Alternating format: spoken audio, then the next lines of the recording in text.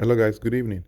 In this video, I want to show you guys how to join our cuff to our sleeve, right? Now, this is a vintage shirt. So most people have been asking me, how do I join my cuff? Now, bear in mind that this method could as well work in a cufflink senator outfit. It could also work in a vintage shirt. However it is, now just learn how to do this. So you cut your cuff in this form, whereby you make the foldings to come out in this way, leaving half an inch of it to use to attach to the outfit. Then you pleat at the underneath part where necessary, right? Then stitch all very close to the edge where your folding is. Then you tuck it in this way and arrange the edge properly. Then after which you now um, top stitch. Now bear in mind that this could work for both cufflink and shirt. The only different thing here is how you insert the placket.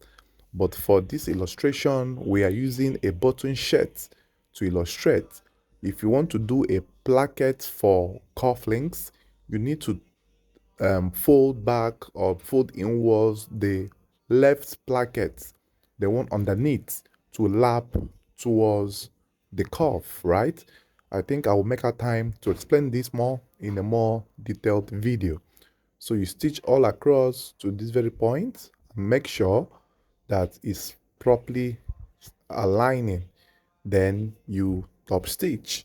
Now bear in mind that top stitching is compulsory and it's advisable you use the size of your machine foot or machine footer to thread it all along this line, making sure that everything is properly arranged.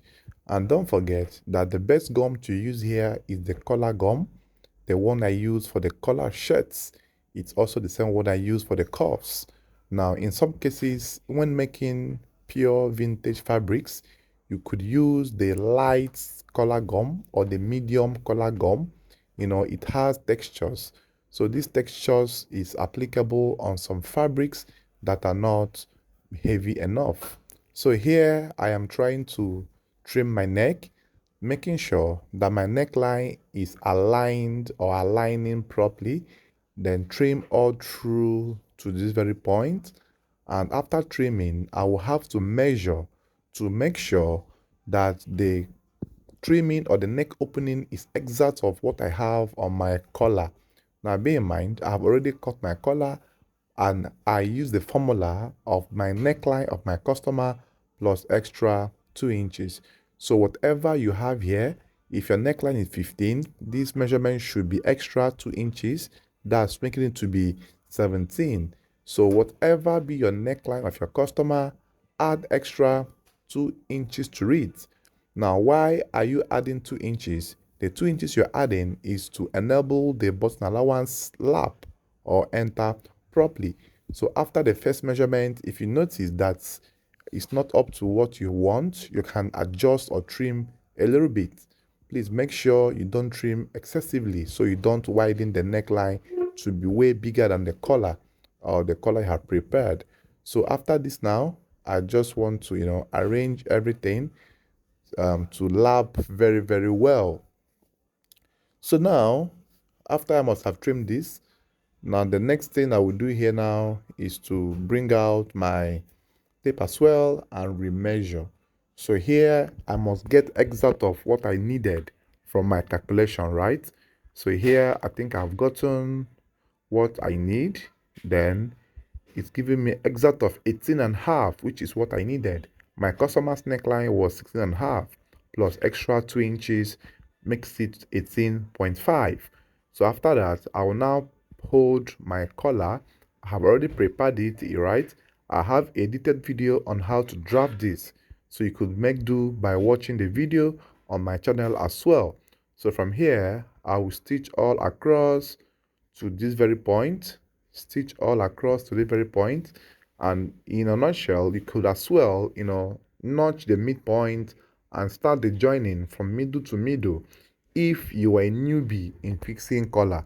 But if you're a pro, you could handle it from this direction I am going, right?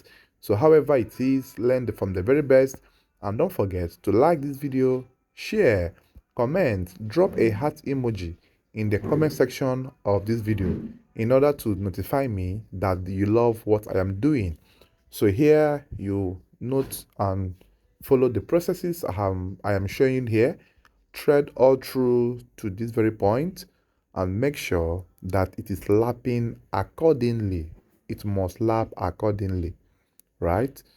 And then after which, this is what you will have.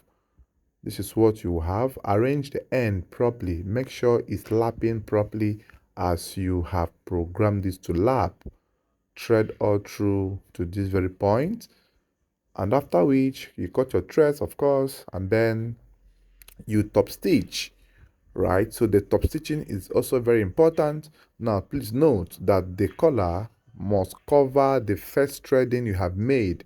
So the target is to lap on top of that thread, lap all on top of it, and make sure you thread it all along that line.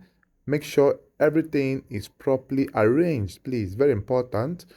So once you are done doing this, you carefully go through to the whole process of this collar stitching. So I do hope this video will give you more insights on how to go about collar fixing and cuff fixing, right? So if you know you derived value from this video, kindly give me a thumbs up, like, comment, and share this video for people to see it and also join us on this platform. Thank you guys for watching. I will see you guys in my next episode.